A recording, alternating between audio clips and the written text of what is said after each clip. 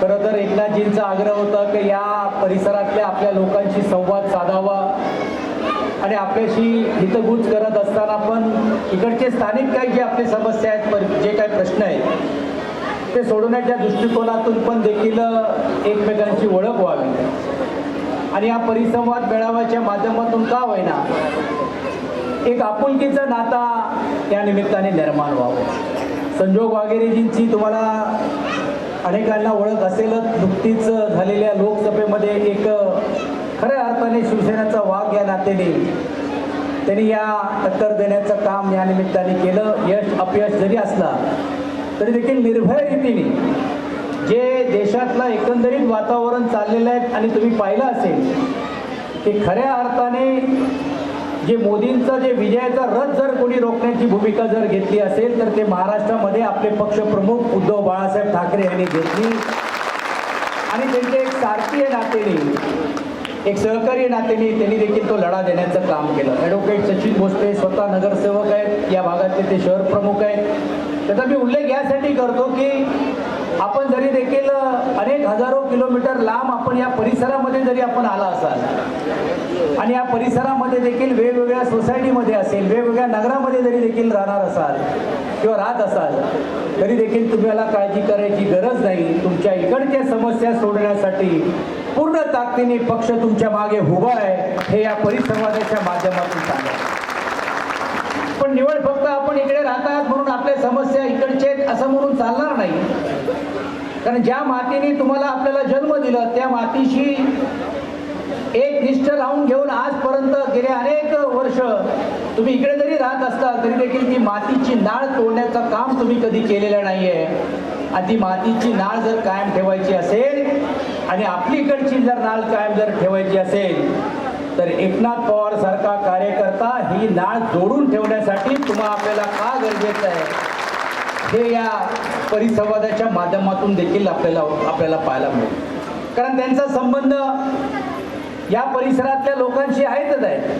पण पक्षप्रमुख आदरणीय उद्धव बाळासाहेब ठाकरे साहेबांनी त्यांना जबाबदारी दिली आहे, राज्य संघटक म्हणून जबाबदारी दिलेली आहे आणि म्हणून लोहे कंधारमध्ये पण देखील कुठच्याही प्रकारे त्यांच्या नेतृत्वाखाली, बबन थोरात यांच्या नेतृत्वाखाली यावेळी विधानसभेमध्ये भगवा फडकल्याशिवाय आम्ही स्वस्थ बसणार नाही हे अभिवचन घेऊनच आम्ही उतरलो। माझं तर म्हणणं स्पष्ट तुम्हाला आणि व्यासपीठावर बसलेले सर्व नाही, क्यों पडे हो चक्कर में, कोई नाही है टक्कर में।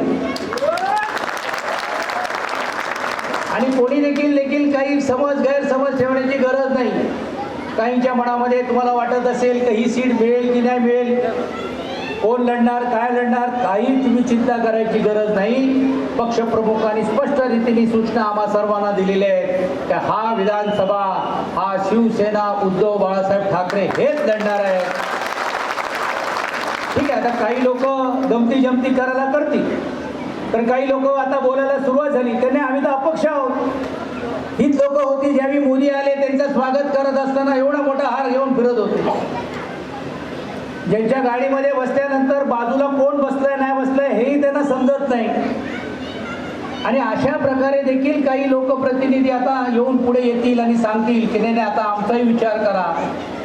ज्यांनी 5 वर्ष सत्तेचा लाभ घेण्याचं काम केलं, 2.5 वर्ष आपल्याबरोबर असतील किंवा 2.5 वर्ष आता या सरकारमध्ये देखील लाभ घेण्याचं काम केलं, परंतु आजही देखील या विधानसभेमध्ये ते अनेक समस्या असतील, अनेक प्रश्न असतील, त्याला वाचा फोडण्याचा यशस्वी रीतीने प्रयत्न त्यांच्याकडनं झाला नाही। आणि जर भविष्य काळामध्ये जर त्या प्रश्नाला जर न्याय देण्याचं काम जर कोण करत असेल तर ते शिवसेनाच केल्याशिवाय स्वस्थ बसणार नाही, ही भूमिका घेऊनच तुम्हाला आपल्याला जायचं। अहो आपल्याकडे तर ब्रँड आहे, उद्धव बाळासाहेब ठाकरे हे ब्रँड आहे की नाही? आदरणीय राऊत साहेबांनी सांगितलं की दुसरे ब्रँडचं काय झालेलं आहे। मला वाटते लोअर कंधारला पण तेच आहे की तुम्हाला ब्रँड पाहिजे की ब्रँडी विकणारा पाहिजे, हाही देखील विचार लोहे कंधारांनी करण्याचं काम केलं पाहिजे।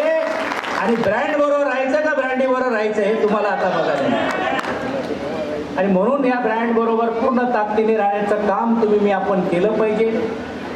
उमेदवारी कोणाला मिळेल नाही मिळेल हा नंतरचा भाग, पण आज एकनाथ पवारांच्या रूपाने का होईना गेल्या अनेक वर्षापासून तुमच्या समस्या तुमच्या अडीअडचणी सोडवण्याची प्रामाणिकपणे निष्ठेने भूमिका घेण्याचं काम जर कोणी केलं असेल तर एकनाथ पवारांनी केलेलं आहे, हे तुम्ही पाहिलेलं आहे.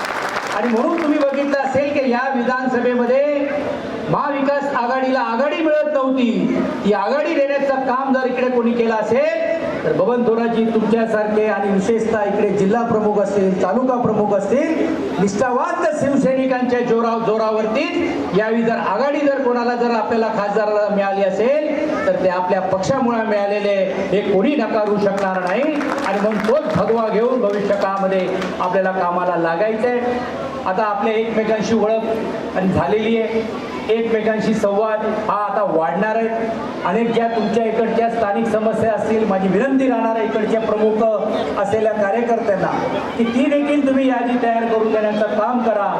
मी असेल, ॲडव्होकेट सचिन भोसले जे शहर प्रमुख आहेत, जे नगरसेवक आहेत, आदरणीय संजोग वाघेरेजी आहेत, आम्ही आपल्याला गवाही देऊ इच्छितो. तुमच्या इकडच्या देखील समस्या, सुलभाताई पण इकडे आता काही वेळ होत्या, त्या देखील आहेत. आम्ही सर्व मिळून घेऊन इकडचे स्थानिक तुमच्या पण देखील समस्या आम्ही सोडवल्याशिवाय स्वस्थ बसणार नाही, हा अभिवचन या निमित्ताने मी देतो. आणि आजचा निर्धार तुम्हाला करायचा आहे की ही परिसंवाद नाही तर ही विधानसभेच्या निवडणुकीची सुरुवात झालेली आहे. आणि तो रणशिंगण या कार्यक्रमाच्या माध्यमातून करून हा आवाज आपल्या मतदारसंघापर्यंत पोहोचवण्याचं काम तुम्ही मी आपण सर्वजण मिळून करूया, अशाची अपेक्षा या निमित्ताने व्यक्त करतो. आज आदरणीय खासदार, भारतीय कामगार सेनेचे अध्यक्ष अरविंद सावंत साहेबांचा पण देखील सत्काराचा कार्यक्रम ठेवलेला आहे आणि ते आदित्यजींचे असते आणि मी तिकडे आयोजक आहे. मी सरचिटणीस असल्यामुळे पण एकनाथ पवारजींनी, बबन थोरातजींनी आग्रह धरला, नितीनजींनाही आपण विनंती केली की आपण या कार्यक्रमाला या, म्हणून फक्त शुभेच्छा देण्यासाठी आलेले आहेत. याच कार्यक्रमासाठी आलो, इकडे भेट दिली, आता डायरेक्ट परत मुंबईला जायचं आहे, म्हणून या कार्यक्रमाला शुभेच्छा देतो आणि थांबतो. धन्यवाद. जय हिंद.